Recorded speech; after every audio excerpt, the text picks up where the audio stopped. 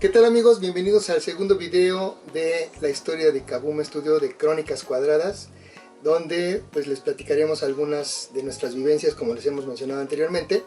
Y pues aquí tenemos a Susi Romero. ¿Qué tal amigos? Nuevamente con ustedes, bienvenidos. Y su servidor Oscar González Loyo, que platicaremos. ¿De qué te ríes, Susana? ¿Por qué siempre te burlas de mí cuando empezamos el video? ¿Ya ven? Nada, pues es que... ¿Por qué se ríe? Me da risa. Se está burlando de mí desde siempre. ¿Ya ven? No. O sea que, aquí la tenemos para Me conté un chiste que no me sabía. Oh. Bueno, pues vamos a continuar con las anécdotas. Ahorita estamos en la etapa de Editormex Mexicana todavía. Pero habíamos platicado sobre las minis que empezaron a recortar todos los cartones de Capulina, Hermelinda, ya lo habíamos platicado. Y también, como habíamos también mencionado, que Editormex Mexicana tenía, se dedicaba también a la maquila para otras editoriales, imprimía pues muchos títulos muy famosos también que se imprimían en Editormex. Y entre ellos llegaron unos amigos de Giorgio Torelli, que se les conoce como los Maxise, o Anuar Maxise, que eran unos editores también de Toluca, que tenían pues el diario de Toluca, o no sé si todavía lo tengan, también un equipo de fútbol, y eran como personas muy importantes en Toluca. ¿Eran o son? ¿Sabes? Creo que todavía son, ¿no? Existe la editorial. La editorial, sí. Mac División Historietas, que hacía pues temas como, tenía servicios de Hanna-Barbera, tenía de Marvel, y hacía producciones propias como La Chica de Kung Fu, donde participó Juan Alba, un ayudante de mi papá, que luego se volvió un excelente artista, y fue uno de los creadores del Pantera. Entonces, en estos señores, Anuar Maxise, se volvieron también muy amigos de Giorgio Torelli y imprimían muchos de sus productos ahí. A mí me tocó, pues tuve la suerte de que al ver el éxito que tenían las aventuras de Capulina, las secciones que yo hacía ahí, me pidieron que también hiciera secciones para esos títulos. Entonces ahí van a ver muchos de los cómics que hay por ahí en librerías de viejo y todo eso.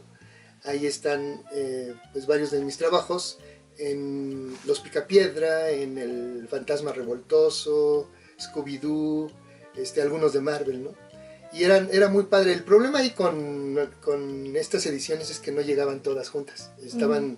Llegaban como que alternadas, y no veías el origen de los personajes. Eso fue lo único malo, pero no sé por qué pasó eso.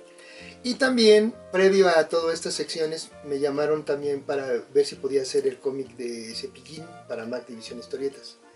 Sin embargo, ahí no pude hacerlo porque estaba todavía en la escuela y no tenía el tiempo para poder dedicarme ya a hacer una historieta completa de 32 páginas. Entonces llamaron al señor Talancón, no recuerdo su nombre, creo que era Enrique Talancón, que fue el que hizo el cómic de Cepillín. En lo que sí participé fue en las pequeñas secciones también de Aprende a Dibujar, Mitología con Cepillín y todo eso. Y yo había diseñado un personaje de Cepillín, pero al final se usó el que hizo el señor Talancón, ¿no? Ah, ok.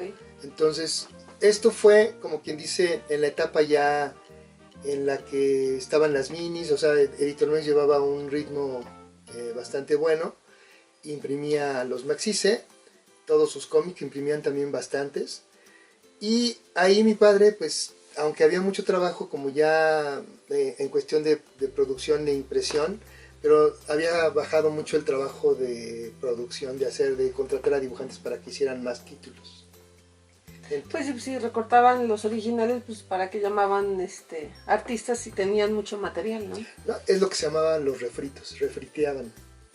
Y entonces, pues ya no tenían, eso fue un poco malo muy malo para los dibujantes, para mi padre también, porque pues ya no tenía tanto que hacer y pues se aburría. Ya ves que mi papá era muy inquieto. Yo también, yo era el único que estaba trabajando ahí en ese momento en cuestión de dibujo, con estas publicaciones. Seguimos con lo de Cepillín, porque también ya habían dejado de hacer hasta cierto punto los cómics de Capulina grandes. Entonces ya tampoco hacíamos ahí las secciones de aprender a dibujar. Fue una época así que mi papá pensó en pues buscar otros horizontes, porque pues lo que quería era trabajar, y no salió peleado pues es que con... estaba desperdiciado, ¿no? Sí. No tenía caso. No salió peleado con Giorgio. De hecho le dijo a Giorgio, oye Giorgio, quiero hacer otras cosas, porque pues aquí estoy todo el tiempo en el escritorio y pues no hago nada, ya no hay mucho trabajo, ya todo está manejándose así. Entonces dice, órale pelón, pues cualquier cosa, pues esta es tu casa, ¿no? Aquí puedes regresar. Siguieron viéndose porque también acostumbraban Giorgio y Claudio Torelli invitar a mi papá a comer los miércoles, entonces se seguían viendo todos los miércoles, porque también, como habíamos mencionado, mi padre fue con ellos a muchos viajes, fueron a Jamaica, fueron a Mérida, iban a Laredo, o sea, iban juntos, porque eran el grupito de amigos, ¿no? Y entonces mi tío Memo, Guillermo González Guerrero, que hacía Hermelinda y también el libro vaquero, como les habíamos dicho en el video anterior, le dice a mi padre que una editorial estaba buscando un director artístico y que él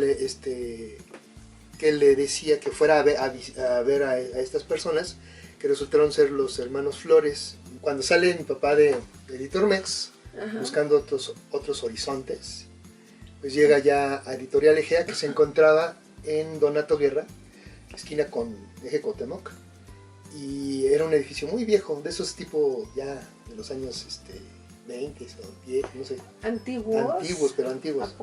Pero eran los macizos, Sí, ¿no? los macizos. Y llegaba y estaban en una planta estaba lo que era la editorial Egea, que era comandada por don Enrique Flores. Y ¿Es el edificio que todavía conocimos? ¿O era otro? Creo que te lo he mostrado cuando hemos pasado, pero luego Egea se cambió a Serapio Rendón, donde estaba la distribuidora y tuvo también la parte de sus oficinas. Yo creo que la otra, ¿no? Y luego regresó a Donato Guerra en un edificio que hicieron para ellos, para los hermanos Flores, para la editorial. Ah, ok. O sea que estuvo en Donato Guerra, Serapio Rendón, y luego llegó otra vez a Donato Guerra. Sí, tú conociste creo que Serapio Rendón y conociste Donato Guerra la segunda edificio. Ah, sí, ya. Ahí fue donde me conociste. Y bueno, llegó mi padre y don Enrique le hizo una prueba para ver si podía quedarse con el puesto de director artístico. Entonces le dio unos argumentos.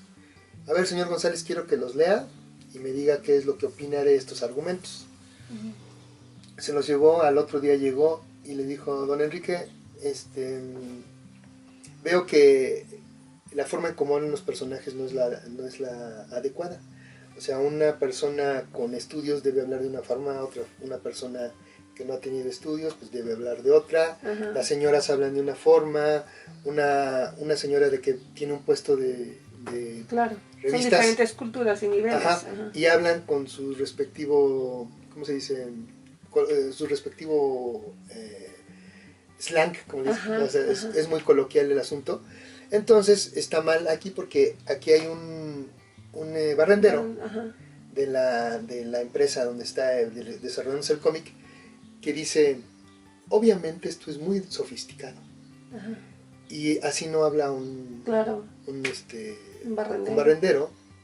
Y tiene que ponerle pues la forma en cómo hablamos. Claro, si no, aparte, por eso la gente se empieza a identificar con diferentes grupos porque los estás reflejando, ¿no? Sí, por ejemplo, si hablas de un norteño ranchero que tiene su troca, vámonos con la troca, Ancina, o sea, tienes que hablar como hablan cada sector, ¿no? Sí, claro, no tiene nada malo, es un reflejo. Porque, por ejemplo, la familia Burrón es tan importante en muchos países porque la toman como para investigar cómo era la cultura de México en diferentes etapas de la vida de México. Era como el Chava Flores en la historieta Gabriel Vargas, ¿no? Con la familia Burrón, porque precisamente hablaban de ciertos términos y ciertas formas de decir las cosas. Aparte, con el tiempo y conforme va pasando los años, van cambiando los modismos, ¿no? Por ejemplo, la palabra padre, está muy padre esto. En mis tiempos, en los 60s, la gente nos decía que no dijéramos porque eran groserías. Sí. ¿Sí? Era medio vulgarzón. Era vulgarzón. ¿No? Entonces, y ahora todo el mundo, está muy padre, ¿no? Ajá. Todo el mundo dice ahora ya esto. son otras palabras. Son otras palabras. Sí. Entonces, la historieta lo que tiene es que puedes explicar con los globos cómo habla el personaje, y con los textos de alguna manera pues puedes hacer una narración. O sea, hay diferentes situaciones. Entonces pasó la prueba a mi papá. Antes de esto le dijo don Enrique,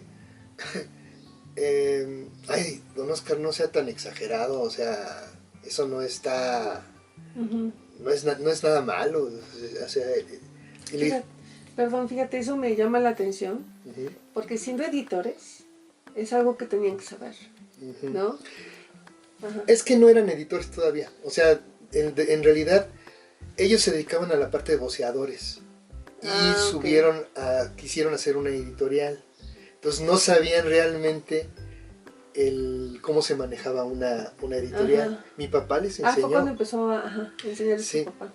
Entonces, le dice don Enrique, no sea tan exagerado. No, pues usted me pidió mi opinión, don Enrique.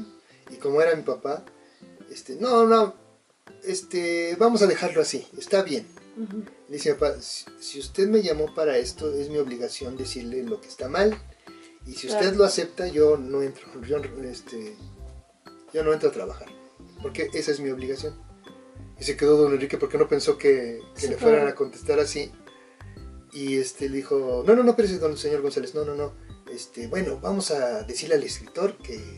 Pero tu papá le dijo, creo, no, mire, vamos a hacer una prueba. Sí, qué bueno que te vamos a hacer una prueba.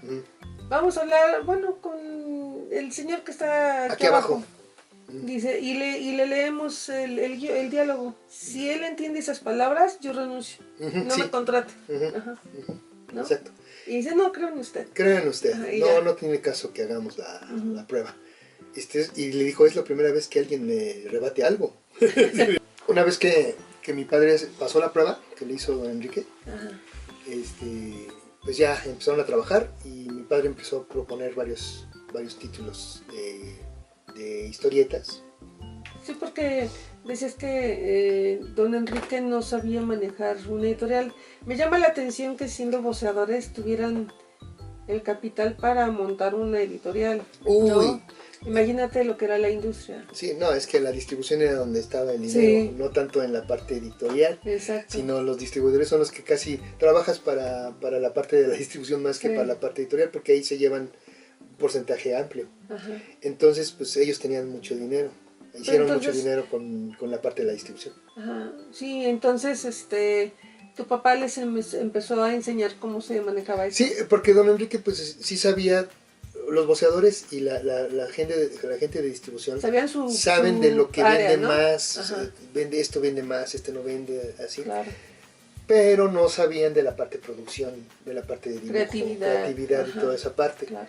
Entonces como empezaban, mi padre empezó a proponer varios títulos, entre ellos Yo Acuso, que fue aceptado por don Jaime Flores, que era el mayor de los hermanos Flores, padre de Jaime y Germán, que desgraciadamente en esas épocas falleció y se quedó a cargo don Enrique Flores, ya en total de la editorial.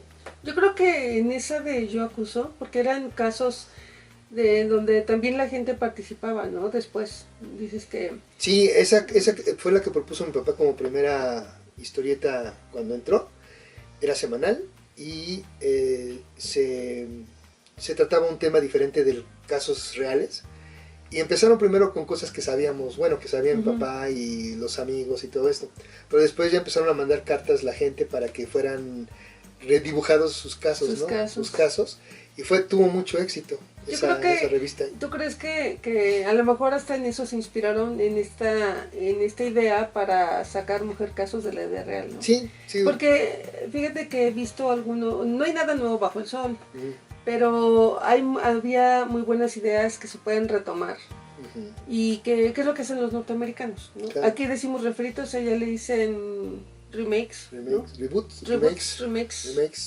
Remakes, entonces, pero es que son ideas que se pueden reciclar porque hay nuevas generaciones, ¿no? Y esa de Yo Acuso o Mujer Casos de la vida real, pues es un tema social que puede ayudar a mucha gente y qué padre que se retomó, o si es que se inspiraron en la idea de tu papá, ¿no? Además, déjame decirte que se dice en el ramo de los guiones, de la creatividad de los guiones y de todo lo que son contenidos, que existen 32 o 33 argumentos originales, nada más. Como las 7 notas musicales, está la clásica chava que se casa con el rico y se vuelve como es Pigmalión, ¿no? Mi Bella Dama, Rubí, todas las telenovelas que hay, ¿no? Están los clásicos que se juntan, que se pelean entre ellos para una odisea, para ir a una determinada misión. O sea, hay muchas cosas que se parecen. Lo original es cómo lo presentas y cómo los elementos que lo rodean para alimentar esa idea, ¿no? Sí, cómo combinas los elementos, se hace algo novedoso de algo que ya está establecido. Son las 7 notas musicales, son 7 notas musicales y puedes crear diferentes melodías, ¿no? Entonces, cuando ya empezaron a tener mucho éxito con las revistas que ya tenían y estaban planeando también la rama infantil. En ese tiempo, es que habrán sido como 2 años más o menos que estuvieron ahí en Donato Guerra, en ese edificio viejo, y se pasaron a unas oficinas muy padres en Serapio Rendón, cuando ya dentro de mismo Egea se creó Editorial Proyección, que era una rama de Egea que se iba a dedicar a la cuestión de niños, dirigida por Pablo Flores.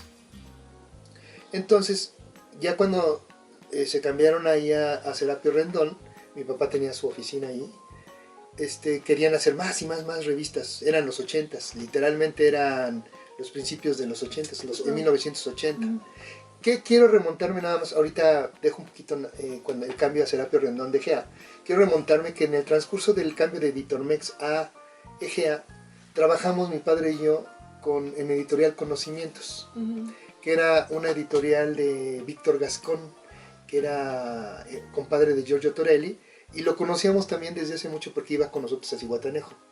Y ahí trabajaba la ex esposa de Giorgio Torelli, Alicia Barriga, como directora de una revista de ocultismo, o sea, tipo contactos extraterrestres, ovnis, y como pues a mí me gustaba todo eso. Todo lo misterioso. Su segundo de a bordo era José María Rodríguez. Entonces, ahí es donde lo conocí. Ahí donde conocí a José María. Y hicimos, pues, ahí empecé a hacer secciones esotéricas de lo que sería después el manual del Guerrero Kundalini en la revista Oculto, y después se llamó Insólito. Digo esto porque ahí nos hicimos muy amigos de José María Rodríguez, que tiene mucho que ver con lo que viene ahorita también en Egea. Esto, como lo que decimos de Editorial Conocimiento, es así vamos a estar haciéndole en los videos, porque luego se nos vienen las ideas y luego se nos olvidan unas, entonces vamos a estar yendo y regresando. Yo quiero hacer un paréntesis. A ver. ¿Cuándo? Porque nuestros amigos no saben este dato, pero tú hiciste un 5 para Canal 5.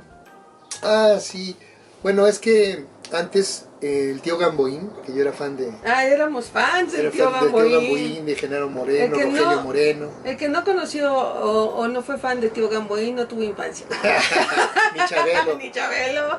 Ni Genaro Moreno. Bueno, para los más nuevos, los burbujas, ¿no? El Cepillín. Bueno, sí, es un Sí, pero es que el tío Gamboín lanzó un concurso de dibujo, que también le pasó a Guachulo, que lo platique él. Le pasó algo así parecido. ¿Sabes que yo también mandé uno? ¿Un dibujo? Cuando hicieron una promoción de Pincelín Wherever. Ah, sí. Hice una, siempre me han gustado los paisajes. Hice un paisaje y sí lo vi ahí expuesto. Sí, pero ya no supe qué pasó.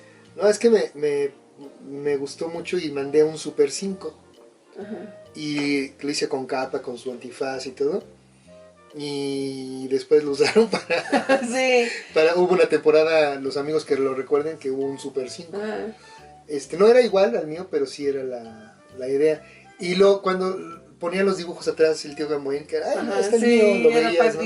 Es que como antes no había grabadoras, videograbadoras, pues muchas cosas las tenías que captar en el momento, entonces tenías que estar pegado luego a la tele para estar viendo. Sí, no, era increíble, cosas, ¿no? Era increíble. Para un niño. No me acordaba de eso. Era padrísimo, sí. Pero bueno. Yo creo que muchos lo van a recordar si lo vieron, y si no, Super 5. Sí. Sí. Y bueno, volviendo a Egea, empezaron a sacar muchos títulos, como decíamos, pero dentro de ellos se quisieron también hacer una sección, también no solo historietas, sino querían hacer también revistas de diferentes temáticas. Para eso nosotros propusimos precisamente a José María Rodríguez, que conocimos en Editorial Conocimientos, donde hicimos la revista Oculto, Insólito, porque lo que sea, híjole, este señor Sí. es una persona excelente para la cuestión de ediciones de revista y muchas otras cosas más. Tiene 5 carreras, es un deleite hablar con él, porque siempre está sacando cosas, datos culturales y un montón de cosas. Lo he visto, la última vez lo vi en un canal cultural, dando algo de historia. Sí, yo lo admiro mucho porque son de estas personas que escucharlo hablar enriquece mucho y es, como dices, es un deleite. Y yo siempre he pensado que cuando tú aprendes de otro, es mejor quedarte y escucharlo, y la verdad él sabe muchas cosas y es muy interesante escucharlo hablar. Entonces, un saludo ahí para José nuestro María. Buen amigo José María. Y José María Y su Rodríguez y su esposa Lupis. José María va a ser muy importante para lo que viene en la historia de Kabum en un futuro. Es muy importante, pero aquí mi padre lo llama y le dice, oye, ¿no quieres entrarle a la sección de revistas? Porque pues tú más que nadie puedes hacer todo esto. Y luego le entró y puso, también tenía su oficina, se abrió la sección de revistas. Él tenía todo un equipo de amigos intelectuales muy importantes, que muchos de ellos salían en la tele. Un grupo fuerte. Entonces los empezó a poner a trabajar, y Lupis también le entraba duro a las investigaciones y a tomar fotografías, y realizó una revista que se llamaba Ídolos, que era de una revista no a colores, sino nada más de un color, pero entrevistabas a todas las estrellas juveniles de los años 80. Entonces ahí en ese recinto, en ese editorial, yo veía pasar a Luis Miguel cuando era niño, a los Timbiriche, a Parchís, a todos los grandes, las estrellas de esa época. De esa época, que salían siempre en domingo. Y ahí les hacían las entrevistas en una habitación especial, les tomaban fotografías y sacaban la revista. En esa de Ídolos yo participé con una sección de tira cómica. Ahí nació el mundo de Yo. Bueno, el mundo de Yo ya lo tenía desde los años 70. Digo, pero ahí ya impreso, como tira cómica, salió en una de las revistas en varias de las revistas de Ídolos. Y también mi padre hizo algunas ilustraciones de los artistas y todo. Era muy padre esa época. Por otro lado, se estaban haciendo ya otro tipo de revistas, y ahí es donde decimos que anteriormente lo mencionamos, que ya las revistas tenían un director por revista. No como mi padre, que en Editormex tenía 15 a 25 títulos él solo, ¿no? Aquí ya cada editor, cada director, pero igual, muchos no sabían de historieta. Entonces siempre iban con mi padre a preguntarles, oye, me acuerdo. Oye, ¿qué ves en esta portada? Algo está mal, ¿no? Y mi papá nada más lo veía y pues está chueca la perspectiva, está mal el pie y todo eso. Ah, gracias. Y llegaban y mi papá lo iba siguiendo y le dice, se apellidaba Lete, o no me acuerdo cómo se llamaba este señor. Ah, bueno, al artista. Al artista, está mal la perspectiva y todo esto, tienes que componerla, ¿no? Entonces, igual sucedió lo que siempre sucede. Mi padre, como buen diplomático en el área editorial, se hizo muy amigo de varios y llevó a varios a trabajar ahí.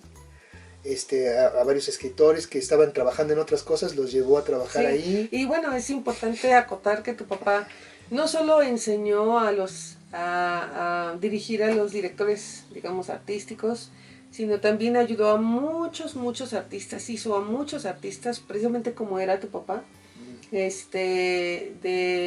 su formación, dio mucho trabajo a mucha gente, ¿no? pero también era estricto dentro de que era muy bonachón, también era muy estricto. Era un muy buen director artístico y por eso también hacía crecer a los artistas y a las personas en muchos aspectos, ¿no? Pero era muy raro porque era muy bonachón, pero era muy sarcástico. Entonces no te decía las cosas y que te hirieran, Sí. pero era un sarcasmo moderado, pero entendía a la gente que lo estaba haciendo cariño. Con cariño. Hubo 2 o 3 que sí, de plano se enojaron, ¿no? O sea, con mi papá. Pero bueno, como siempre, en todo hay... Eso ya es ego. Hay contreras, ¿no? Sí. Hay contreras. Bueno, pues la editorial empezó a ir muy bien. En ese tiempo también, Pablo Flores, como habíamos mencionado, estaba haciendo la sección infantil en Editorial Proyección y estaban buscando dibujante para Parchís.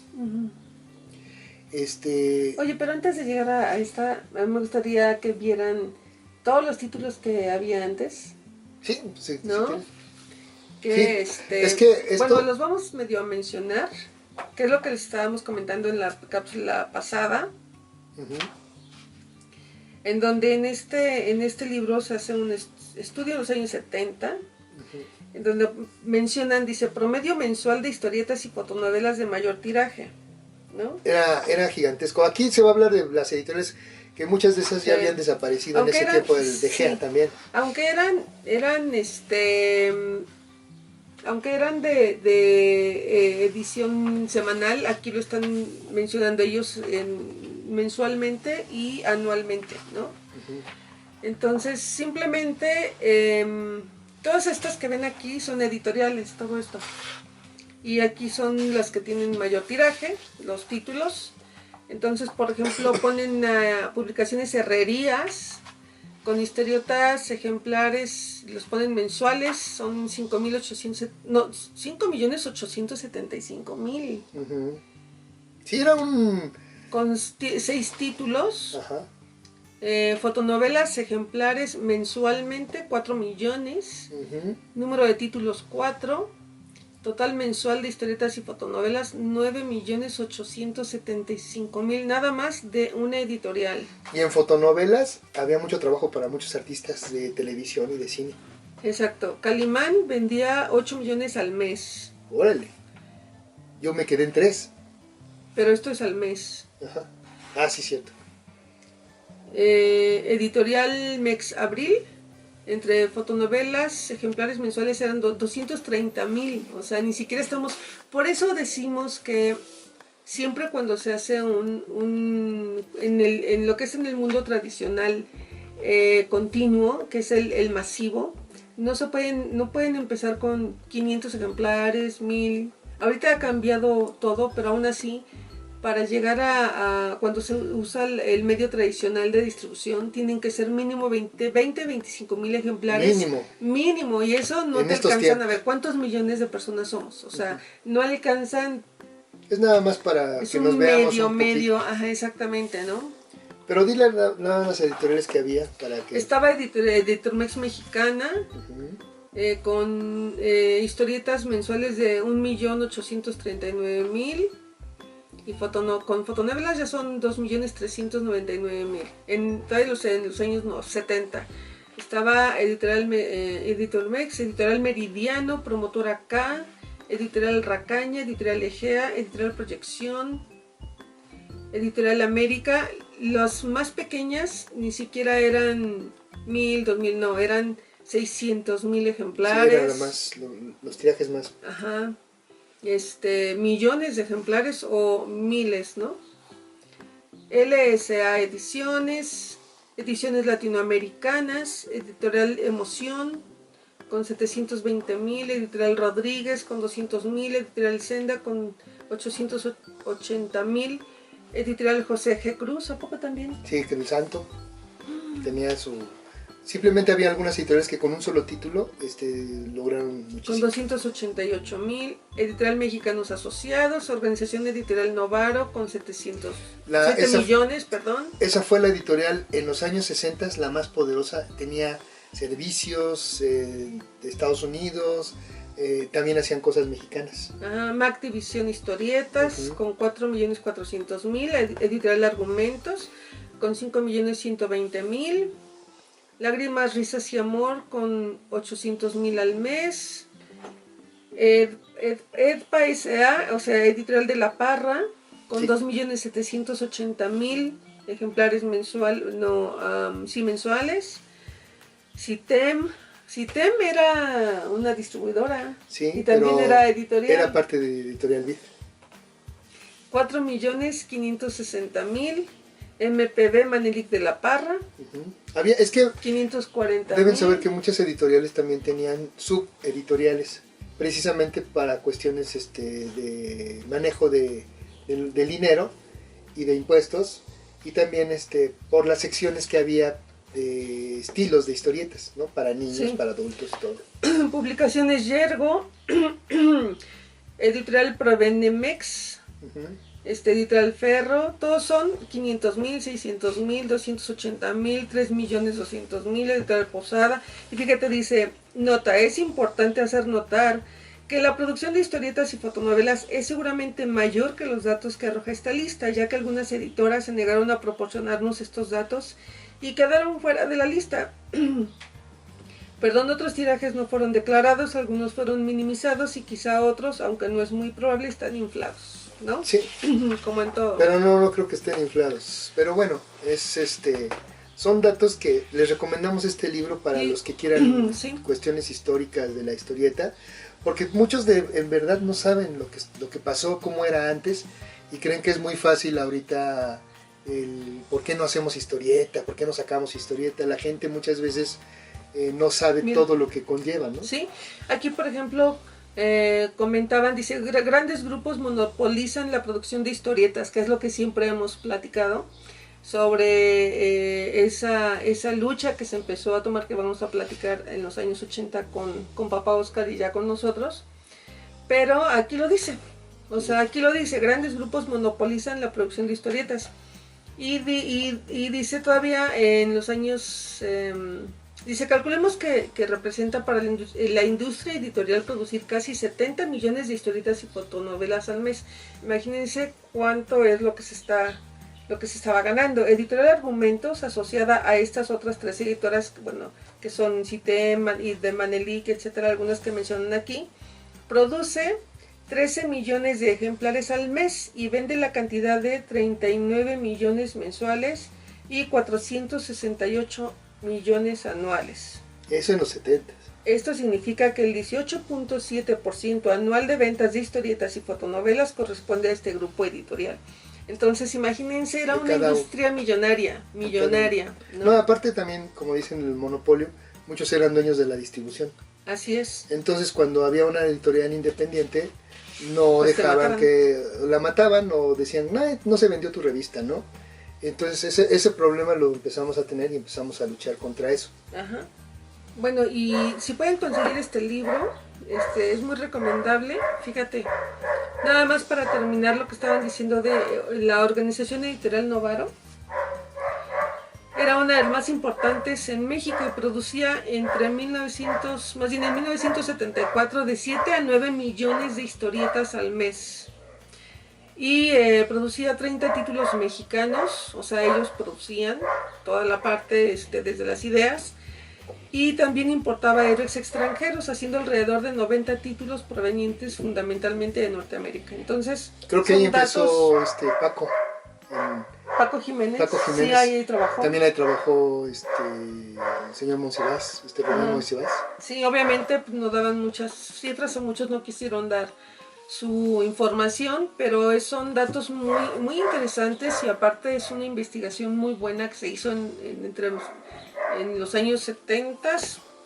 Por ahí todavía encuentran el libro, pero imagínense, era una industria millonaria, y pues todo lo que hemos venido platicando a través de todos estos años, pues esa información también la contienen aquí y en otras investigaciones que se han hecho. Entonces, sí, también de Armando Bartra. Sí, es bueno que lo conozcan. Ajá.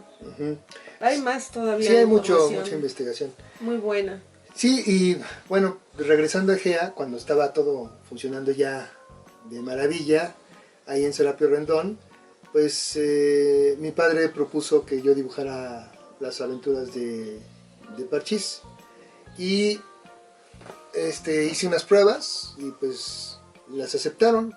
Pero les voy a contar una anécdota con respecto a Parchís, pues nos llevaron a conocer a los Parchís al hotel donde se hospedaban y estaban dando una conferencia de prensa.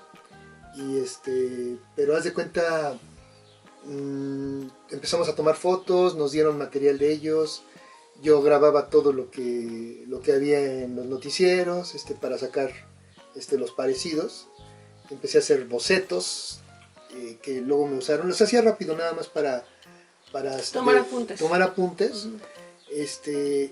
Pero no los quise hacer yo, porque ya sabía también esto previo, trabajar en Editor Mex y todo.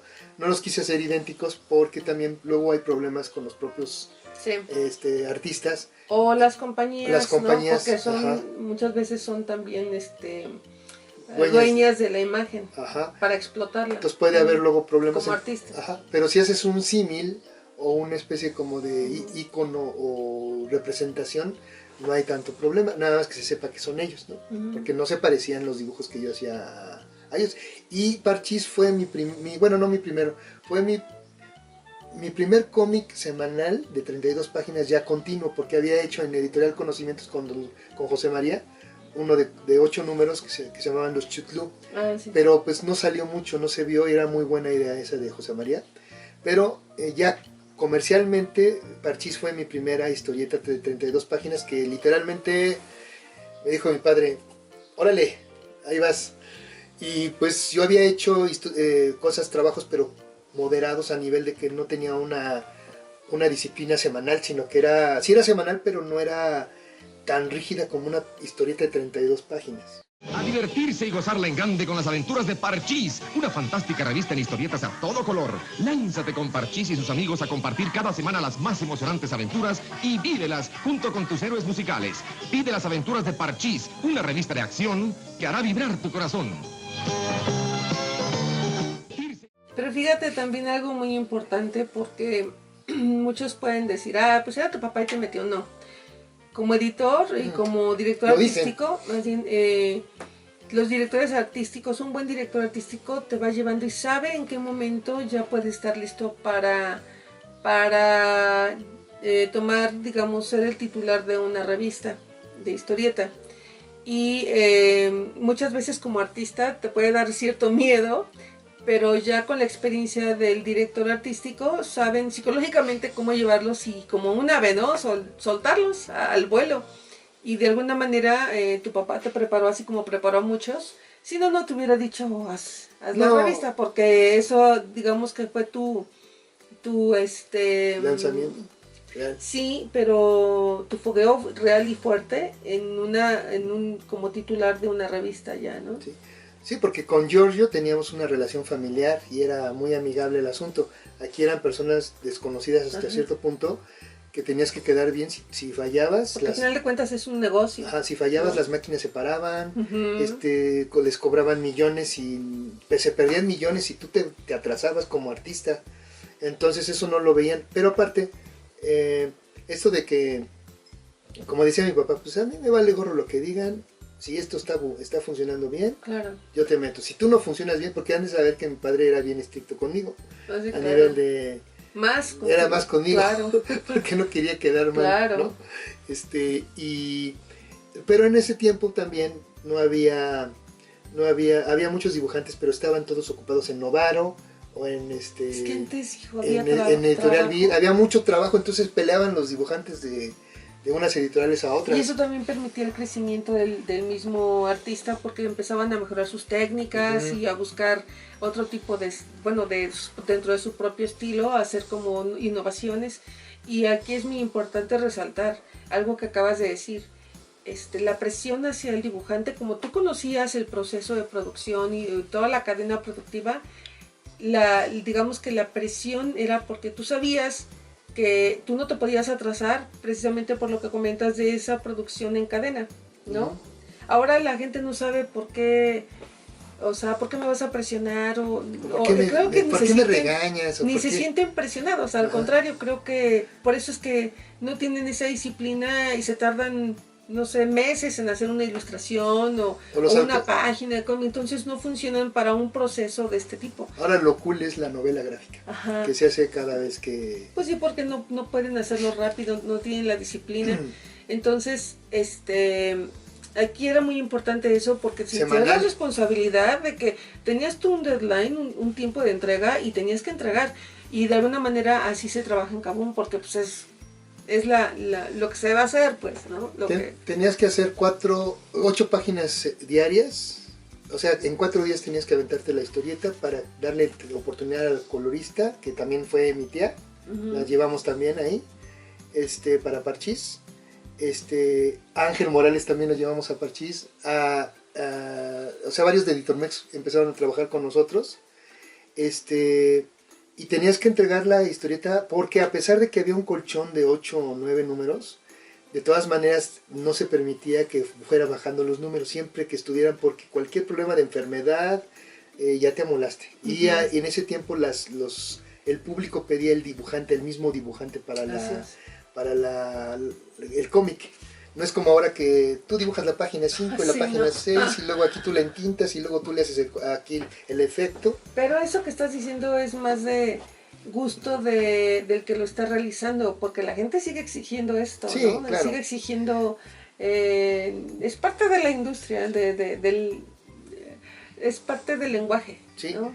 Sí, entonces en ese tiempo ya cuando empezábamos, yo tuve un problema fuerte con Pablo casi empezando más bien desde el principio. No le caía yo muy bien a Pablo, pero yo le decía a Pablo, oye, necesitamos unos patiños para los Parchís. Los Parchís son los héroes, pero necesitamos algo todavía más para que venda más. Para que venda más y para que sea más chusco todavía y le ayude a los Parchís en sus aventuras. Más fantasía. Ajá. ¿No? Tenían ellos a Superman ya en las películas, el perro salía en las películas, y vamos a inventarles un personaje que se llama Chis Chis, por el Parchís Chis Chis, ¿no? El gato. Y no quería. No, yo no quiero aventuras de los Parchís fantasiosas. Mira, ¿quién no le gustaría estar en una limusina o viajar a otro país? Y esa era su fantasía. Era su fantasía porque él tenía dinero, o sea, esa era la fantasía. Esa era la fantasía. Pero le digo, no, es que los niños quieren piratas, el espacio, ¿no? Fantasía. Aventuras y todo. No. Entonces me daba el argumento y no tienes que hacer ese argumento, lo tienes que ir como yo te diga, porque yo te estoy pagando. Y dije, pues si me estás pagando yo no trabajo, si a mí no me gusta, entonces te dejo ahí, ¿no? Porque yo trabajo por gusto. Y entonces fue y habla con mi padre y dice, oye, calma a tu hijo, no quiere hacer lo que yo le digo. Y dije, mira, dice mi papá, en mi casa es mi hijo, aquí es un trabajador, ¿no? Y tú eres el editor, entonces tú tienes que hablar. Yo también le voy a decir, pero sé por qué te lo está diciendo que pongas a ese, pero yo también estoy de acuerdo. Entonces nunca estuvo de acuerdo. Entonces en ese momento me estaba haciendo los argumentos Ángel Morales de Capulina. Como nos llevábamos muy bien, le digo, oye Angelito, voy a meter un gato y va a hablar el gato y el perro, bueno, los voy a meter, tú nada más en tu guión, yo voy a integrar los diálogos para que no te vayas a sentir ofendido por alterar tu guión. Era como acoplarlo. Ajá, pero Ángel, como tenía la misma escuela, decía, sí, pues ya sé, tú hazlo, al contrario es para que la revista venda más.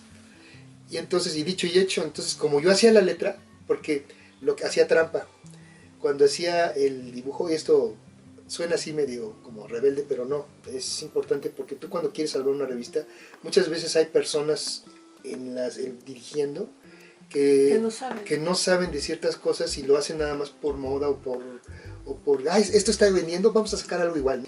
Entonces, pues yo, así, como teníamos el espacio, era una semana exacta, por lo regular no entregaba lo veían al principio, pero no las entregaba sino hasta el final, y ya no les quedaba de otra que aceptarlo porque pues ya era el tiempo de impresión. Entonces en los diálogos, bueno, en el argumento metía a Chis Chis actuando con los Parchís desde el primer número, y se enojó mucho y me quería correr y todo ese rollo, pero no se podía, también por la cuestión de que yo había diseñado los Parchís. O sea que todos Todos estaban de acuerdo menos este señor, Sí. de que porque veían el potencial que podía subir las ventas Sí. y él no quería. Sí, y era nada más mero lucha de poder. Ujú. Pero era importante meterlos porque los parchís por sí mismos sí son simpáticos, sí, pero por los patiños tú puedes darles el pie a que hagan otro tipo de aventuras, Claro. ¿no? Sí, porque ¿qué ibas a hacer? O sea, Ujú. ¿no? O sea, Y eran un grupo musical. Eran los, Ya. eran los que siempre andaban ayudándoles o diciendo cosas que no decían los parchís, Claro. todo. Y es una regla de oro, o sea, Sí. el tener siempre patiños. Arturito, porque Citripio. ajá, En todas las películas, en todos hay siempre. claro, para el equilibrio. Es una regla, y como decía nuestro buen amigo Juan Carlos Cedeño, que fue director de mercadotecnia de Disney, nos decía, ¿para qué le haces al cuento? La innovación no está en hacer algo nuevo así, que salga de la nada, no. No tengan miedo de usar clichés, ¿no? Usa los clichés y con esos clichés vas a hacer cosas nuevas también, ¿no? Ya cuando no le quedó de otra aquí al director de la revista, pues ya tranquilamente empecé a trabajar y comprobamos que Chis Chis tuvo también y Superman. Subió mucho las ventas. Tenían su rango de... Lo querían mucho la gente, a los personajes los querían mucho. Obviamente a los parchís, no es porque fueran más importantes que los parchís, sino que en todo, repetimos, necesitan unos patiños que generen otro tipo de situaciones que no se podrían generar solos. Lo haces más universal, ¿no? Ajá. En mi caso con Carmatrón pues es Giba y Robin. Ujú. En el caso de Disney pues está Hércules y los personajes de los demonios, o están los Ajá. 7 enanos, están Exacto. el libro de la selva, pues está Balú y Bagheera. También ¿no? hay personajes, incluso si ven en las series, siempre hay los chistosos. Por ejemplo, en Ultraman había dos de los de la patrulla la científica. patrulla que eran muy simpáticos, Sí. que eran chistosos, hacían hacían sus sus caras, bromas, etcétera, todo eso. tipo, Ajá. pues al final oriental, ¿no? Sí, siempre hay un humorista, ¿no? Ajá. Que es importante y es agradable para la gente. Sí. Es el nuevo que tenemos para ganar. Sus éxitos son para siempre. Estamos aquí, un disco para todas las generaciones. ¡Sópralo ya! Bueno, fue tanto el éxito que mi padre, ya ves que siempre le gustaba lo de las competencias. Entonces, pues, las propias competencias. Entonces le dice a don Enrique y a Pablo que hiciéramos una competencia de parchís. Entonces surgió Timbiriche Ujú. y Menudo, porque también se hizo Menudo, Ah, sí. el cómic de Menudo. Ahí empezaron los cómics también para los diferentes grupos, ¿no? para los diferentes grupos. Ujú. Y pues lo de Timbiriche fue Pedro Damián a hablar a la editorial para negociar cómo iba a ser las regalías y todo el rollo. Y pues no había dibujantes para ese tipo, porque como les decía, había competencia se robaban unos con otros. Ahí sí había tanto trabajo Había tanto faltaban trabajo que dibujantes, faltaban. ¿no? Entonces le digo, pues tengo 2 amigos de San Carlos, de la Academia de San Carlos, que pues estamos haciendo ahí algunos intentillos. Fueron los primeros cabunes, Ajá. se puede decir. Alfonso Samaniego y Nicanor Peña y su hermano Josefo. Sí, ajá. Entonces, pues les llamas en las pruebas y se quedan. Alfonso como guionista de Timbiriche y Nicanor y Josefo como dibujantes de la serie. Y tuvo, creo que todavía hasta más éxito. Todavía tuvo mucho éxito. O sea, estaban entre las dos y a veces subía Parchís, a veces subía Timbiriche. Y también por los seguidores que tenían ya, ¿no? Como grupos. Sí, como grupo, Timbiriche creció muchísimo a nivel de grupo. Ujú. Y ahí los veías también traviesos, con ganas, en los sillones ahí en la editorial. Ajá. No los podías parar. Los Parchís estaban así como más Más comportados. pero los Timbiriche no. Y Menudo igual, también se hizo el cómic, que también tuvo muchísimo éxito. Se hicieron también referencias a artistas como Pedro Infante, o sea, una cantidad de cosas muy buenas. Empezaron a salir otro tipo de revistas. Y una cosa importante, Ídolos iba creciendo y también empezaron a hacer cosas de luchas para la editorial. En esos tiempos, cuando ya Parchís pues no pudieron o no quisieron seguir pagando los derechos de Parchís, la editorial, se trató de hacer una fotonovela de Parchís en la que todos los que actuábamos en la editorial interveníamos, tomaron fotos, vinieron los Parchís con sus representantes, hicimos una historia de que el mago Charamusco que salía, que yo lo diseñó, perdón, lo inventó Ángel Morales, yo lo dibujé, que se los raptaba a los Parchís y entonces en la editorial estaban viendo qué onda y que nos llaman a los dibujantes y nosotros no los habíamos dejado de dibujar, cosas así, ¿no? Medio raras. Y nos tomaron fotos en determinadas posiciones para una fotonovela, pero desgraciadamente nunca salió esa fotonovela. Entonces ya dejó de Parchís y ahí sí por fin pudo Pablo decirme, ya te largas de aquí de esta editorial. Sí, hubo un detalle que marcó un principio de algo importante para nosotros y para mucha gente. Y porque empezó con tu papá, ¿no? Que sí, fue el empezar a luchar por los derechos de autor. Esto fue a mitad de la vida de Parchís, que duró como 3 años más o menos la edición de Parchís en el editorial Proyección. Entonces estaba mi papá en la oficina y una amiga muy, muy padre, se llama Irene, era la secretaria ahí también de GEA, contadora. Llegó con mi papá y le dijo, oigan, don Oscar, ahí en el escritorio de Julia Barrios, que era una directora también de otras revistas, están unas cosas que quiero que vea. Dice, entre los papeles. Entre los papeles y revistas, búsquele. Pero llegó un papá en la oficina de Julia y lo vio ahí, estaban unas revistas y unos originales de Parchís hechos por otro artista. Entonces Julia se puso así como muy nerviosa porque dijo mi papá, ¿qué es esto? No, mira, voy a hablar con don Enrique porque pues él lo pidió. Y entonces va con don Enrique y le ponen los originales en el portafolio y también se medio asustó. Dijo, bueno, sí, pues lo cacharon en lo que estaba haciendo, ¿no? En la movida. Y dijo, don Oscar, es que su hijo se puede enfermar y nos puede dejar la chamba ahí botada y también es para ayudarlo, para que no se canse. Y digo, cuando no había eso, porque teníamos colchón. Y no, aunque me enfermara un número, era pretexto. Era pretexto.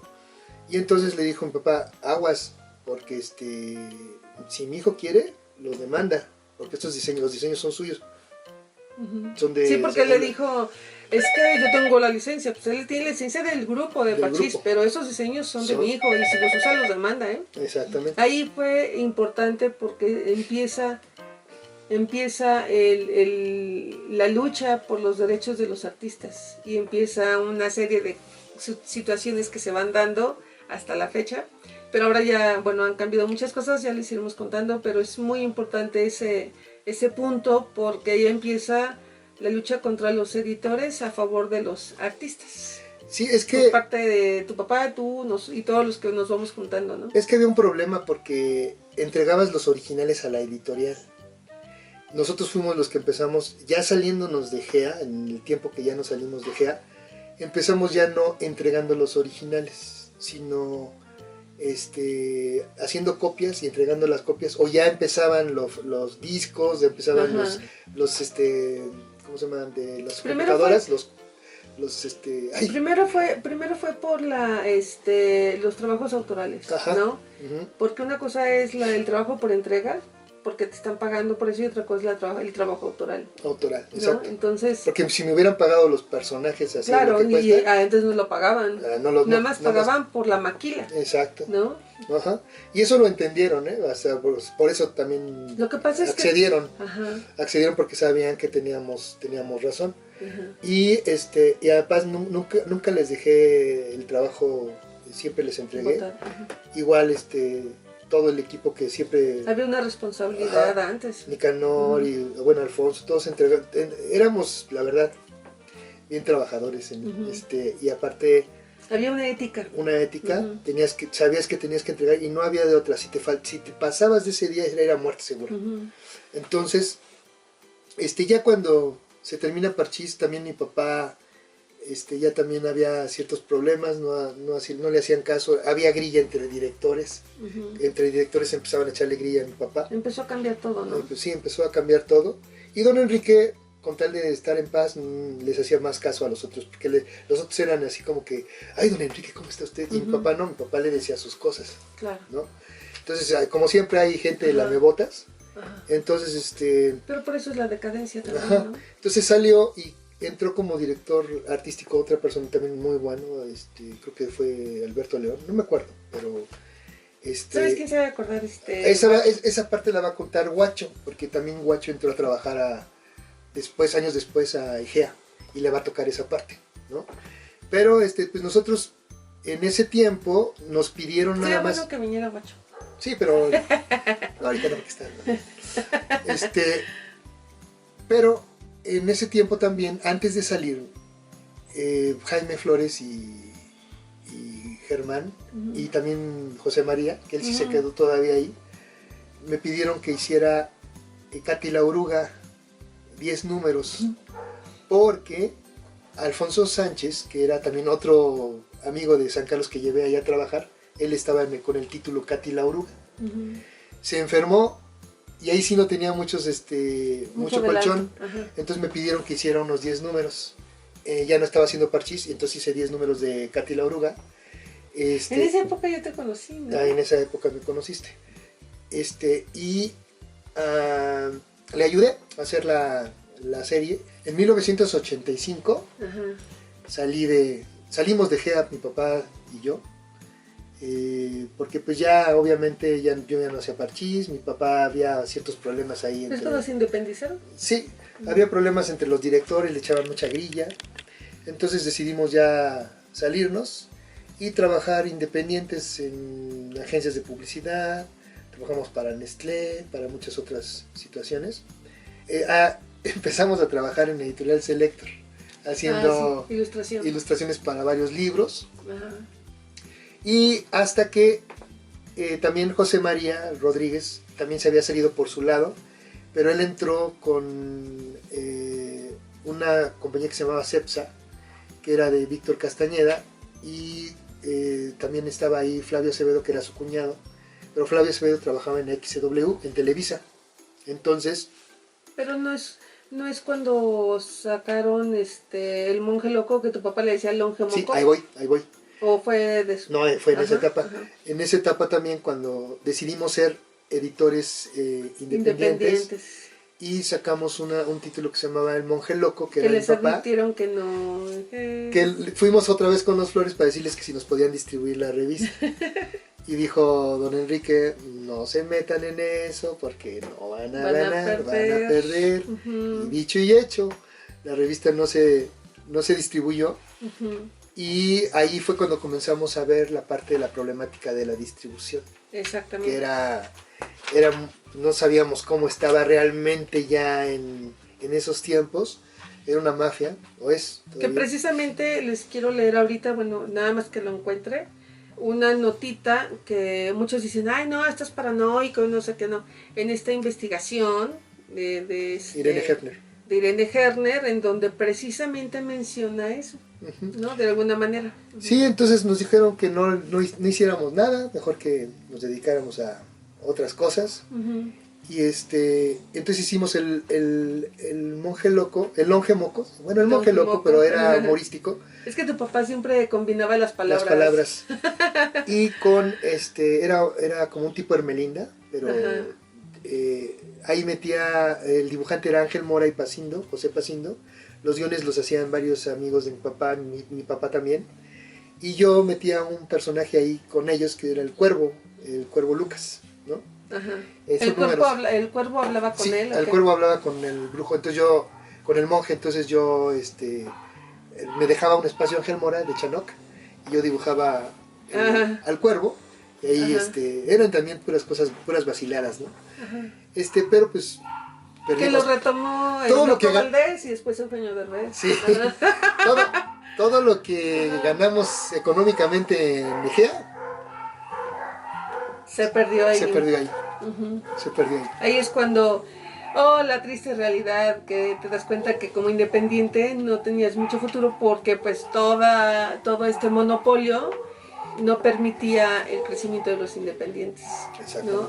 Bueno, ya encontré la página De hecho, porque también hablan una parte de la distribución, ¿no?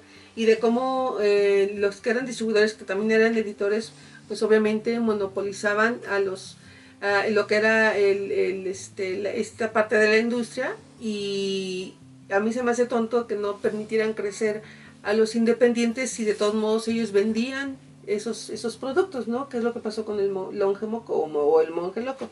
Uh-huh. Entonces les voy a leer precisamente una parte, porque siempre nos han dicho que, ay, no, que estás, así como que estás traumado, es puro cuento, eso no existe. Que todo lo de la distribución está muy bien, que tú estás nada más inventando cosas. No. Pero yo creo que son gente vendida con los distribuidores. No, pues hay mucha gente que, incluso gente nueva, que piensa que esto no existe, y es verdad, es una realidad. Los nuevos líderes de opinión. Exactamente. Entonces, y aparte es algo que también le han dado de patadas al pesebre, como dicen, porque pues de alguna manera ellos formaban parte de esta cadena en la industria de la historieta o de las revistas de entretenimiento. Dice: la Unión de Voceadores y Expendedores de Periódicos y Revistas. La Unión de Voceadores y Expendedores es originalmente un sindicato de trabajadores de las empresas de distribución de impresos. Sin embargo, su dirección se maneja de acuerdo a intereses patronales. Se ha convertido en un poderoso organismo hegemónico que decide y controla todo el proceso de distribución de las publicaciones, periódicos y revistas del país, tanto de aquellas de consumo nacional como de las que se exportan al extranjero. Su función consiste en asociarse con ciertos despachos, expendedores y distribuidoras, y en contratar voceadores y agentes, creando de esa manera un monopolio que, además de atesorar todas las ganancias y controlar a todos nuestros contenidos de lectura, incluso pasando por alto revistas e historietas que no hayan sido aprobadas por la SEP, evita el desarrollo de compañías distribuidoras. Fíjense, evita el desarrollo de compañías distribuidoras, sindicatos de trabajadores o similares independientes de su seno. Por su misma condición sui generis de empresa privada, los empleados asociados a ella tienen prohibido dar información acerca de su organización, sobre todo en lo referente a sus manejos internos, ya sea por no dar a conocer cuestiones que pudieran perjudicarles en cuanto a la competencia, o bien, entre comillas, entre paréntesis más bien, porque sus secretos podrían atraerles otro tipo de problemas.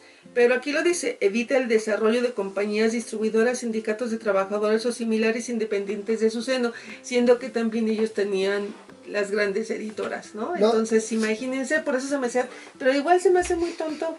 Pues les dan de patadas, es un negocio. Y ahora están sufriendo.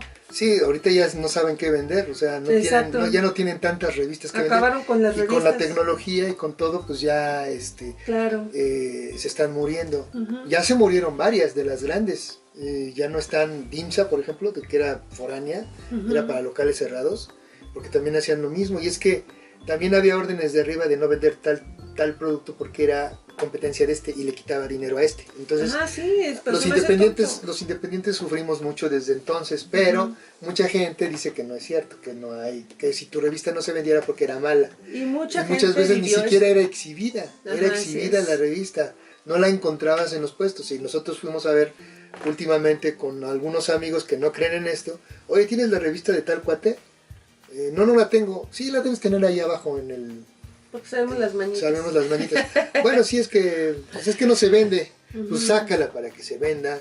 Uh-huh. O sea, no las exhiben. Entonces, ese es otro problema muy grande que tratamos también luego en un programa de Nino Canún.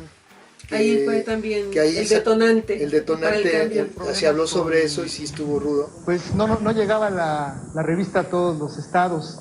Entonces tuvimos que, precisamente ese fue uno de los motivos de poder sacar la nueva publicación de A Novela Gráfica, porque somos los primeros, uno de los primeros que entramos en librerías, que nos aceptaron las librerías. Ya estamos como otro tipo de publicación, ya no tanto de puestos de periódicos. Entonces tuvimos que pues parar la revista porque ya no nos vendían, o sea, no las cortaron.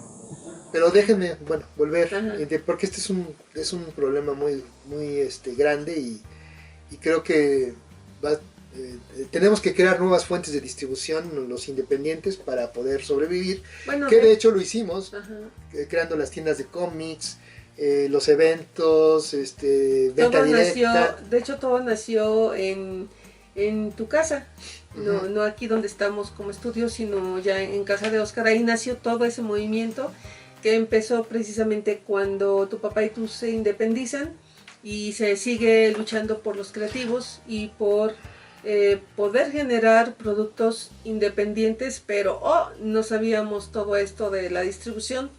Y es cuando nos empezamos a dar cuenta de pues todo lo que había atrás y que iba a costar mucho trabajo, y aquí seguimos, ¿no? Sí. José María Rodríguez llama a mi padre, le dice, oye, aquí hay una chamba de director artístico para CEPSA, a ver qué hacemos, porque podemos sacar varios de los títulos, ¿tienen algo que podamos hacer?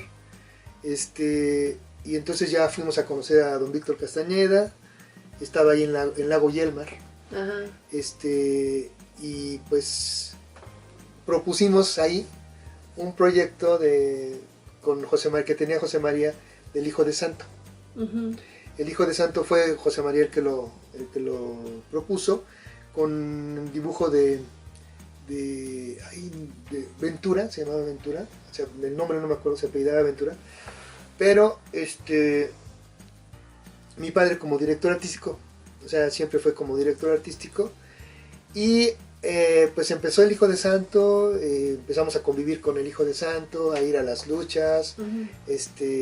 siempre las luchas nos rodean, y entonces empezaron a salir Nos comerciales, Uh-huh. comerciales del Hijo de Santo en la tele con la revista, cómpralo, ¿no? Porque pudieron tener recursos para anunciarlo. Contra la injusticia, protege a los débiles, jamás abandona a sus amigos. Es el Hijo de Santo, la nueva y emocionante revista semanal ilustrada. El Hijo de Santo vive impresionantes aventuras y se enfrenta a intensos peligros. El Hijo de Santo ya está en tu puesto de revistas. Y entonces ahí empezó la aventura, y él hacía una revista que se llama Geografía Universal, don Víctor Castañeda, entre otras publicaciones.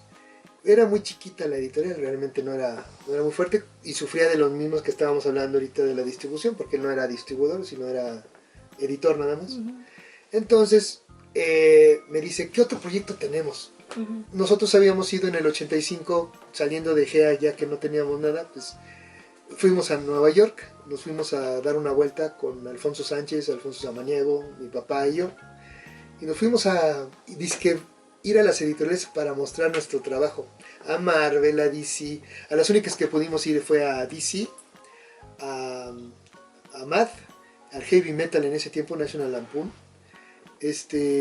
Marvel no nos dejaron entrar porque tenías que hacer cita desde antes. Uh-huh. Y cuando llegamos a DC, Joe Orlando nos atendió y nos dijo que siempre por lo regular los miércoles son los días que aceptan a los dibujantes para ver sus portafolios en la editorial. Ya nos estuvo explicando, pero pues nosotros no sabíamos realmente ya para el medio. Iban como que para explorar. Íbamos, ¿no?, a explorar y aparte... ¿Y a viajar o...? A viajar, ¿no? Obviamente en ese tiempo pues era por lógica, pero pues nosotros creíamos que por nuestros dibujos que llevábamos, ellos se iban a suponer que podíamos hacer cualquier cosa, pero no, a los norteamericanos tienes que mostrarle, si es Batman, quieren ver a Batman cómo es, uh-huh, para que te acepten. O sea, aquí en México tú ves el trabajo de alguien, ¿sabes el potencial que puede tener, puede, ¿no?, hacer tal cosa, no, allá no, ahí es puro Batman, ¿no? Uh-huh. Superman, el Hombre Araña, todo eso. Entonces, me dice yo, Orlando, vi un dibujo que llevé de los de Oculto, que uh-huh, llevaba, y tenía a John Lennon, y me dicen, ¿qué en México conocen a John Lennon? No sé cómo. Entonces, ¿qué piensan de nosotros como estamos todavía sombrerudos? Sí, así piensan muchos, ¿no?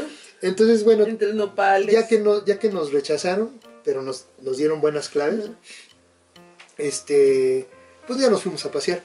Y ahí fuimos al Planeta Prohibido, que era una tienda de cómics muy grande, que es donde filman El Hombre Araña, que es un edificio así en una esquina. Uh-huh. Y compramos unos robots, pero ya teníamos la onda de Sora y los Invencibles, volverla a sacar, o de hacer algo con robots ciencia ficción, que yo ya tenía, porque cuando previamente había hecho una historia que se llama Sascuna el Maya, uh-huh, y la llevé con don Enrique Flores cuando estábamos en EGA, pero me dijo que si él no la entendía, no la iba a entender nadie, porque era demasiado filosófica. Entonces dije, pues bájale y pues a ver qué hacemos. Pues era, yo la bajé, o sea, bajé de nivel en cuestión de contenido, y pues salió una onda de robots y de guerreros Kundalini y todo el rollo. Pero eso sí es importante acotar porque de niño ya tú visualizabas estos personajes, porque Sí. incluso tenemos los originales aquí enmarcados Sí, de unicornio cuando tenías creo 10 años 11 años. Ajá. Sí, ya tenía ciertos personajes que iba a usar. Y entonces, pues le propusimos a José María y a Víctor, ¿por qué no hacemos Karmatron y los guerreros Kundalini? Uh-huh. Entonces, dijo, ¿y eso por qué? ¿O qué? Es un tema esotérico, es un cómic para tratar ciertos temas. Y se le hizo interesante a José María porque también habíamos hecho culto, uh-huh. Pero a don Víctor como que pues, no sabía qué onda, ¿no? Y entonces me dijo, oye, mira, yo he estado viajando a Estados Unidos, pero porque no había internet en esos tiempos, no, fue claro. en el 85. Viajabas para ver qué había y a ver qué te traías. A ver qué te traías de allá para, ¿no? de ideas para hacerlos sí. aquí, ¿no? Uh-huh. Ya habían salido los Transformers allá, uh-huh. Pero aquí pues no nos llegaba nada. Nos llegaba, acuérdense que las películas llegaban creo que hasta un año después de que salían, fue después que ya empezaron a salir a la par que salían en otros lados, ¿no? en Estados Unidos. Entonces me dijo, ¿sabes qué? Quiero que tus robots se transformen. Digo, pero es que son robots normales, son juguetes que hizo el niño, es Sasek. Uh-huh. No, quiero que se transformen, si no, no publico la que no era una gran exigencia, no. porque como dices, tú puedes manipularlo cuando transformarlos, cuando no, sí. Porque hay unos que sí te cambian toda la idea. Toda la idea. No, eso nada más era, haz los transformables, uh-huh. y te la compro, o sea, lo hacemos. Entonces digo, bueno, pues y se va a llamar Karmatron y los transformables. Entonces, pues ya se quedó el título de Karmatron y los guerreros Kundalini fuera. También le iba a poner Karmatron y los guerreros estelares, pero era más los guerreros Kundalini por la onda mística que iba a... Pero tú ya lo publicabas como autor. Sí, como autor, ya era yo autor dentro de una editorial. Uh-huh. Y nos íbamos, habíamos negociado, ¿no? Uh-huh. Entonces, pues los tuve que hacer la transformación, no sabía cómo, nada más que hacía que se transformaban. Él mismo me dijo, mira, se hace un sonido así como, ¿no? Ya lo había visto. Ya lo había visto. Y y además también decía, pues robots que se convierten en naves. Lo único que conozco es Goldar, ajá. El de Magma de Monstruos del Espacio, que eran una familia de robots que se convertían en cohetes. Ay, sí, era increíble, porque nosotros crecimos con toda la ola de series japonesas, de Ultraman, los Astro Boy, los monstruos del espacio, que eran de los primeros transformables, pero era en acción viva, uh-huh. ¿No? Era de Osamu Tezuka, y se hizo en acción viva. Era padrísimo. Uh-huh. Entonces, bueno, ya accedí y me dejó hacer todo lo que yo quería en Karmatron. Hice los primeros números, y eso que siempre pasa editorialmente hablando para todos los amigos que quieran editar, fue en el 85, en febrero, y hasta el febrero del año de 1986 es cuando sale Karmatron, y todos los meses ya vamos a salir. Ya vamos a salir. Así es. Ya vamos a salir, y me dicen, no, todavía no. Entonces, como no trabajábamos en otra cosa, no había dinero. Entonces era desesperante porque pues, era la única entrada de dinero que podíamos hacer. Pero los proyectos así son, se van gestando. Y no solamente es eso, cuando salen hay que esperar a que despegue. Despegue, exacto. Ajá. Total, que salimos, se hicieron 10,000 ejemplares, no se vendió nada el primer año. No se vendió nada. Salió de regalo en El Hijo de Santo. Salió pegado al Hijo de Santo y fue el padrino, se puede decir. Que ahí también hay una mística medio rara, porque los luchadores nos apadrinan siempre. Y o al revés. Al revés. Ajá. Y entonces, al año empezaron a subir las ventas, pero bastante. Obviamente esto no gustó a la distribuidora porque pues le estábamos quitando clientes a... Se me hace tonto, eso sí, igual lo vendían y se quedan con un gran porcentaje de tu... Bajaron el nivel, o sea, por lo regular cuando se empieza a una revista a no vender es gradual. Ajá, claro. Y de repente, ¡pum! No, pues que nada más se vendieron 15,000 de los 100,000 que se vendían. No, pero, o sea, hay que ir poco a poco. Empezó a subir. Entonces, pues empecé a tener muchos lectores que me mandaban cartas de esto. Y pues, vivíamos obviamente de la revista. Pero también perdón, pero hay un detalle que es el que ya le hemos contado en programas de Cartoon, en nuestro programa de radio, pero sí estaría interesante volverlo a comentar aquí, o comentarlo aquí, de cómo decides tú sacar Karmatron. Ah, sí. Bueno. Porque era la época, sí. Eso fue en el 84, cuando ya tenía la idea con Sasconay, si lo cambiábamos con Don Enrique me había dicho que le bajara un poco y todo eso. Entonces yo tenía la duda de sacar, a ver si sacábamos ese cómic con contenido filosófico para niños, que a lo mejor no le iban a entender al tema.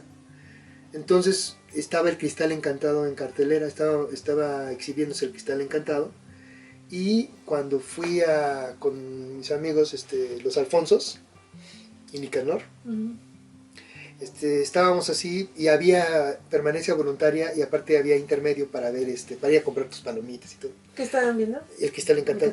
Sí. Entonces, cuando es el intermedio, sí es muy padre y muy filosófica. Estaba una señora con 2 niños de 10 años más o menos, y la señora dice, ay, 7 y 10 años. Qué monos tan feos, está muy fea esta historia con qué horribles monstruos y todo ese rollo. Y el niño de 10 años se le queda viendo a su mamá y le dice, nosotros estábamos atrás de ellos. Y de esos que son los asientos que estabas así pegados, ¿no? O sea, eran... sí, con las rodillas con las rodillas acá. Y dice el niño, ay mamá, ¿qué no entiendes que el cristal se rompió por la inconsciencia humana y ahora tienen que unirse para, que tienen que conocerse a sí mismos, encontrar el cristal para juntarlo y que la tierra vuelva a ser una? O sea, y cuando dijo esas palabras el niño, dije, eso lo dijo el niño, sí le van a entender a Karmatron, ¿no? Porque se trata sobre esos temas. La mamá es la que no entendía. Entonces dije, no, sí. Y entonces ya estaba planeando entre todo eso hacer Karmatron, pero estaba con Sascuná, Karmatron. Con el equipo de don Víctor Castañeda, pues logramos hacer buenas cosas. Y ya empezábamos a trabajar con Karmatron, ya teníamos 2 títulos, El Hijo de Santo y Karmatron, ¿no? Que en ese tiempo, mientras hacíamos El Hijo de Santo, a mi papá le tocó llevar al hospital a Carlitos, que era el representante del Hijo de Santo, y salían las películas de malo, un calvito que salía de malo bigotón.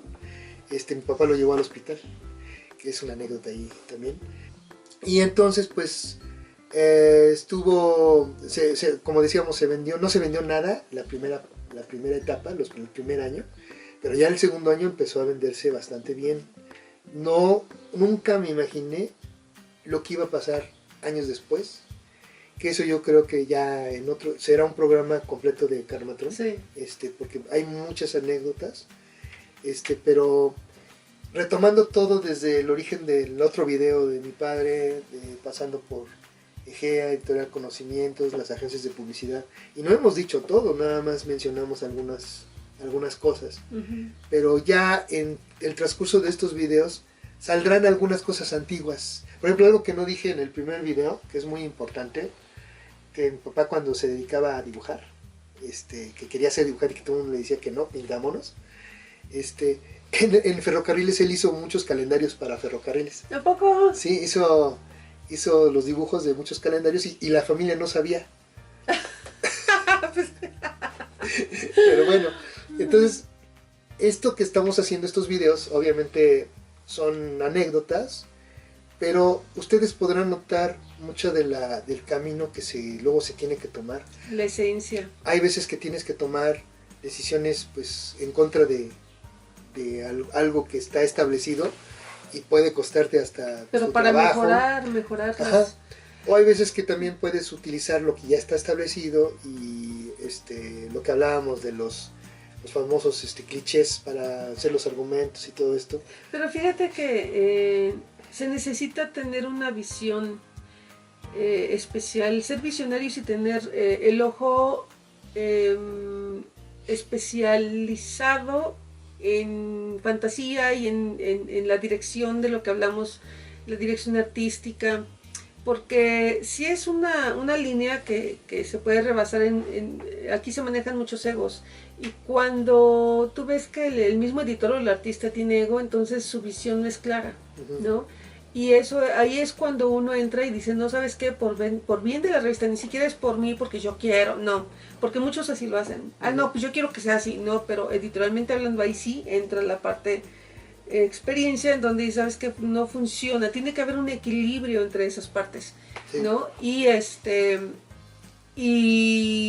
hay editores, o había editores en donde era, no, porque pues yo lo quiero así, pero ni porque siquiera sabían, no, es porque yo soy el jefe y yo te pago, no, entonces no hay esa apertura, y para tener una visión clara desde la parte artística y comercial, sí tenemos que estar centrados, equilibrados, fuera ego, ubicados, para ver precisamente todos estos elementos y que sea un éxito la revista, ¿no? Sí, porque... Tener claro también los problemas, como en esa época, de la distribución, porque no era que no se vendiera la revista porque no gustara, porque había unos que sí decías, bueno, sí, no pegó y sabes en qué falló, ¿no? Pero otra cosa era, perdón, porque no te exhibían, ¿no? Entonces ahí empiezas a ver otro tipo de situaciones. La gente se hace de opiniones muchas veces nada más porque supone. Ajá. Y porque ve cosas superficiales que creen que eso es, pero no es así muchas veces. Y muchos hablan de eso así, los nuevos expertos del cómic que ni siquiera lo vivieron, ¿no? Y los troles, por ejemplo, muchos troles hablan de eso, y cuando en realidad esto es para un beneficio para todos, para poder lograr que nuestra industria funcione mejor. Por ejemplo, cuando tú tienes un proyecto, a ti te puede gustar, encantar algo, pero se dice en el medio editorial que debe gustarte a ti un 50%, un 40% al público en general, y un 10% a tus críticos. En realidad se hace un 70-80%. No, es un 100%. O sea. Puede hacerse un 100%, porque cuando son temas universales pueden gustar a las cosas, y ahí puedes comenzar a innovar con haciendo cosas más telarañas, más sofisticadas o simplemente sencillas, puede ser de todo. Pero la gente luego muchas veces por gusto personal dice, no, es que no voy a saber los Avengers porque está horrible, no me gustó a mí, aquí es jalada. Pero tú lo vas a ver y dices, pues a mí sí me gustó, ¿no? Es cuestión de gusto personal. Cuando ustedes vayan a ver una película, no digan, está fea, digan, a mí no me gustó, a mí no me encantó, pero pues tú vela a ver, si a ti te gusta, pues está padre, ¿no?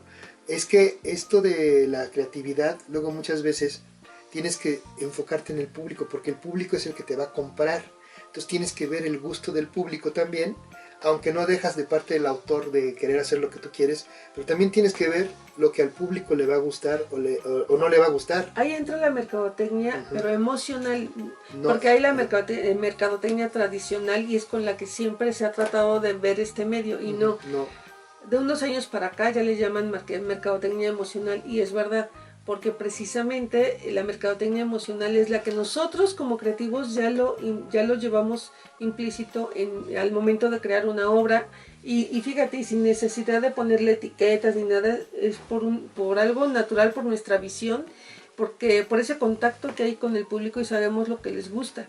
Cuando no tienes un contacto con el público, porque muchos artistas son así, que son un poco despectivos con su público, un poco duros, y cuando hay mucho ego, precisamente puede que su producto no funcione, porque no hay ese conocimiento o no les interesa.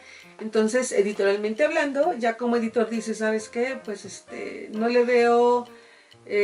Nos ha pasado con algunos chicos que pasaban por aquí, de repente no les veíamos muchas faltas a sus proyectos, y no tenían esa apertura para poder trabajarlo ellos mismos. Decías, no va a funcionar. Ellos mismos no sabían de sus propios proyectos. Exacto. No sabían quiénes eran sus personas, los estaban inventando o copiaban de otros, había mucha... Por ejemplo, algunos copiaban a Blade, Batman, Spider-Man, y formaron cómics. Y decías, es que si tú haces esto es plagio, o incluso hubo uno que quería usar todos los personajes... Mazinger, sí. estaba un poco o sea, que no sabía bien lo que era el derecho de autor y todo ese tipo de cosas, porque también hay muchas cosas que te enfrentas en las convenciones con la gente que cree que es muy fácil agarrar cualquier cosa y publicarla. En realidad, cambias el color del pelo y ya no, eso es plagio. Entonces, sí hay que conocer muchas cosas, y es importante también que los nuevos artistas, los nuevos creadores, sepan precisamente que quieran al público, que lo que le van a dar al público les va a gustar y que ellos mismos se apasionen con su obra, la investiguen. Se dice también en el medio editorial que cuantas veces te cuestionen sobre tu historia y no la puedas contestar es que está mal. Así es. O sea, si tú en un momento dado puedes justificar no debe tener todo, baches. no debe haber baches. Entonces luego se ponen, oye, pero ¿por qué pasó esto? Pues por esto y esto y esto y esto. No, pero es que sí, pasó en el número tal.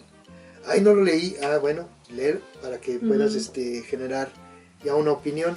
Entonces, esto es muy variado, pero que estaremos hablando en estos videos, aparte de las clases y los cursos online, que hablaremos ya específicamente de la estructura de todo esto. Pero estos son anecdotarios que también tienen mucho que ver. Si se dan cuenta, hablamos de la distribución, hablamos de algunos problemas que nos enfrentamos, que muchos de ustedes a lo mejor ahorita se están enfrentando, o a lo mejor se van a enfrentar. Sí, de hecho, cuando empezamos con la promoción de las convenciones y de muchos otros eventos, nosotros decíamos ciertos lineamientos o este tipo de puntos, por ejemplo, de cómo debe ser... pues cómo se le debe tratar al artista simplemente, o cómo si surgiera algún trabajo, el artista cómo debe trabajar y cómo también se le debe de pagar, ¿no? ¿Y cuánto debe cobrar? O cómo se debe tratar en un evento, que de repente los ponían como, pues tú eres la atracción, pero te pongo ahí donde sea, ¿no? Y muchos nos criticaban y después empezaron a quejar de lo mismo, ¿no? Es que me hicieron, es que...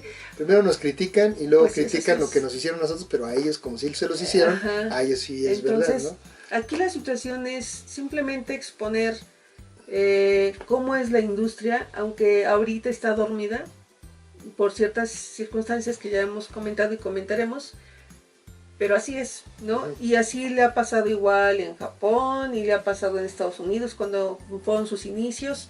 Desgraciadamente lo único que hace falta aquí es ponernos las pilas, ubicarnos, el dinero y unificarnos, ¿no? Y tener mentalidad de primer mundo. Unirnos. Sí, porque por ejemplo nosotros hemos escogido el camino de trabajar en México por muchas razones, porque hemos vivido una historia bastante, pues, muy pasional. Y hay otras personas que no la vivieron, por eso se les hace fácil pues trabajar en cualquier lado porque es más práctico, pero nosotros creemos que hay una misión muy importante y que podemos ayudar a mucha gente en México. No es porque seamos la panacea, no, cuando hablo de que es nuestro camino. Es nuestro camino y hay mucha gente que quiere unirse a nosotros. Entonces, ya les comentaremos en el siguiente programa. Sí. Muchas gracias por habernos visto en este video. Les recordamos que les den like a el video y que compartan todos nuestros videos que estemos haciendo, y para que pues esto vaya creciendo y también nos apoya a nuestra causa de poder editar en México. Entonces pues les damos las gracias por haber aguantado todo esto y esperen el siguiente video. También si tienen algún comentario o alguna anécdota que contar que hayan pasado, que también algunos de ustedes hayan vivido en la parte editorial, porque sabemos de muchos que también han pasado, incluso no de cómics, sino también escritores de libros, de otro tipo de productos, pero que también vivieron estas circunstancias, que nos comenten y que pues todos los comentarios positivos y constructivos serán bienvenidos, ¿no? Así es. Y pues muchas gracias y nos vemos para la próxima. Bye. Hasta luego.